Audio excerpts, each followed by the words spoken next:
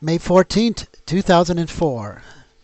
This is the Fallowfield VIA Railway Station in the suburban area of Ottawa known as Barrhaven.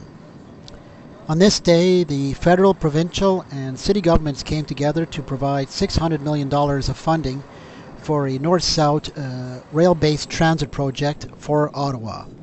The following scenes are of several of these politicians making speeches, and of Tim Lane of Transport 2000, who was representing that organization on that day. We are also making a joint commitment to set aside a further $300 million for future expansions. To make way for these improvements, environmental assessments will soon begin to determine the best possible options. Our government knows, and as in Ottawa, I know, that the old train is vital infrastructure that's important to our government by leaving the car at home whenever that's possible. And I want to acknowledge the contributions made by the members of our Ottawa caucus, Phil McNeely, Madeleine Meilleur, Richard Patton, Jim Watson. In this new era of intergovernmental cooperation, we're going to proceed with public transit in Ottawa and throughout the province. By working together, we can have a strong city and a quality of life that is second to none. Thank you very much. Participated in the official opening a couple of years ago, I can tell you that today's announcement is really very much in a class by itself. As a former Nepean and regional councillor, and now as a member of Parliament, I know that public transit is a top priority for the people of Ottawa. And I also understand how critical it is to Ottawa's future to have other levels of government get back into the business of supporting public transit.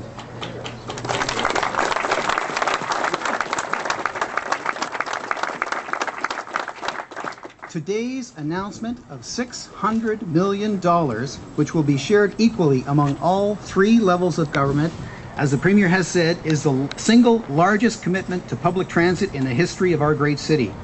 And that is very good news for the fine people of Ottawa. Today's announcement is all about improving the quality of life of the people of Ottawa by reducing traffic congestion and protecting our environment.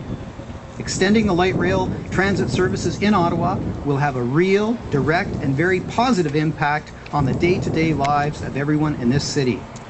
Today I am... Thank you very much, Minister Volpe. Thank you. Thank you.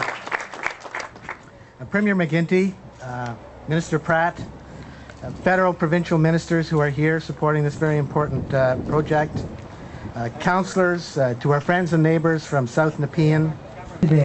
Light rail system that will help ease traffic congestion and help keep our air clean.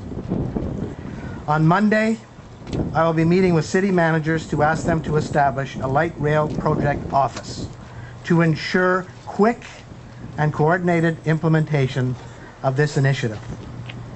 As the Premier noted, at $600 million, this is the biggest intergovernmental investment in this city's history. On this initiative, together with your colleagues, you have demonstrated dogged determination again to your constituents, indeed to all the residents from across the City of Ottawa. So today I want to thank you for that determination in helping to fast-track the O-Train expansion to South Nepean. I also want to take a moment to thank City Councillors who believed in this project and who will be responsible to nurture it along in the years ahead. And I want to pay particular thanks and bring attention to the commitment and deep passion of Councillor Clive Doucette. Clive, put your hand up. I want to refer to a former councillor who was a strong supporter of light rail and the O-Train, Councillor Alex Munter. I want to thank all the MPPs for their tremendous support and contribution to the O-Train. Most particularly, I want to bring attention to Minister Meilleur and MPP Phil McNeely, who, while city councillors, were strong advocates of public transit and the O-Train. I want to thank them very much. And to Transport 2000 and the steering committee who helped guide the O-Train to where it is today, thank you very much. You've been very helpful. We look forward to your valuable continuing participation. And it's no coincidence that we're making this $600 million announcement here in South Nepean. The population of South Nepean is exploding year over year. It's now just shy of 50,000 people. In 1998, it was 31,000 people. The City of Ottawa's population is expected to hit 1.2 million in the next 20 years, and we will have 200,000 more motor vehicles on the road in that time period. Traffic gridlock in Ottawa is now starting to hurt our economy. Too many cars and trucks and buses going nowhere fast means lost productivity and added stress for our workers, families, and I might add, for our municipal budgets. When this project is completed, at its peak, close to 8,000 passengers a day use the O train, up from its original projection of 4,500 per day. And when service expands to Riverside South and South Nepean, our research shows those numbers will just explode, conservatively estimated at 12 million trips per year. And this O-train expansion will also be good for Ottawa's economy. The experience in other cities shows that light rail expansion spurs on new development around or along the new transit stations. Light rail expansion will force land values around those stops to increase in value. That will lead to new mixed-use development or new retail or commercial space. It also adds to our quality of life, which makes our city more attractive for business. That's smart planning. It's smart economic development. From Barrhaven to Bank Street, from Park to Cumberland, people are always stopping me, coming up to me and asking me, when will the O-train be expanded to serve their communities? Today is a giant step towards a call to action. This really is a great investment for our city. I believe 20 years from now, people will look back at this day in South Nepean and say, it was this partnership announcement on May 14th, 2004, which built the backbone of the citywide world-class light rail transit system, a legacy to protect both our quality of life and our economy. Thank you very much for being here. Merci beaucoup.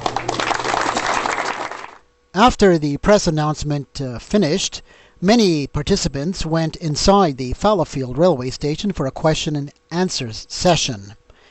Here, Tim Lane of Transport 2000 is answering questions posed by various members of the media.